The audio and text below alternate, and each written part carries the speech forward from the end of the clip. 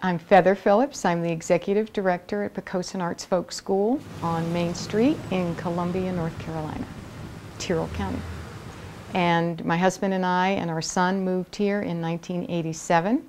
My husband's a waterman and a boat builder and now has a seafood wholesale and retail business. And we needed to find a place in North Carolina that had clean water and that had a good chance of staying clean and productive.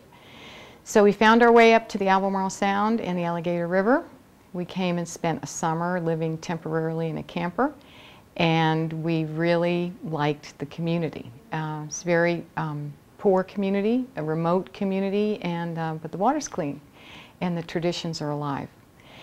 I got a job teaching, taught art and taught English for a while, but mostly taught art, and developed a place-based community curriculum.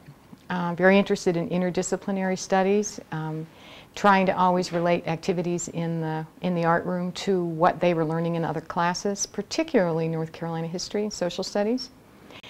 So we began to study arts of the home and began to invite local people into the art room to share their traditions and their art. And it became a way to open dialogue between the different cultures and a way for everybody to feel good about who they were and what their families contributed. While I was teaching there, the town of Columbia and Tyrrell County began to think about changing its economy and developing nature-based tourism as a economic engine. And in all the early writing and discussion, there was little to no mention of the people.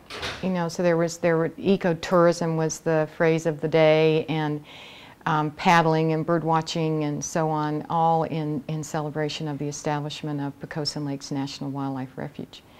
But my work focused on the people of this place, and so I thought maybe we could put forward an idea that was complementary to the existing community plan, but that really celebrated the cultures of the people of the place through the arts. So put it out there to the Z. Smith Reynolds Foundation.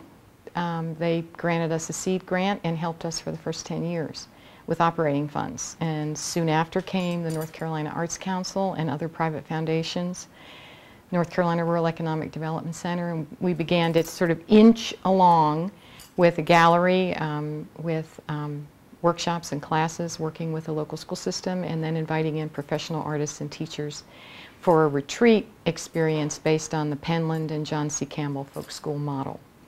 The positives of isolation and poverty that this region has experienced is make do or do without. This whole make do or do without is a part of the culture. And so the idea of making something out of nothing or out of what is perceived as a pile of junk, scrap metal, or bits of fabric, or a wood pile, that is common confidence in the culture, which is fantastic. The bridge that we're making in today's creative economy in communities like this is to now take that from the shed, from the barn, from the home, to the public, to Main Street. It's a very personal practice. And the idea of taking it out of the home and putting it before the public as a marketable craft or as a skill to be celebrated is the bridge we're trying to make.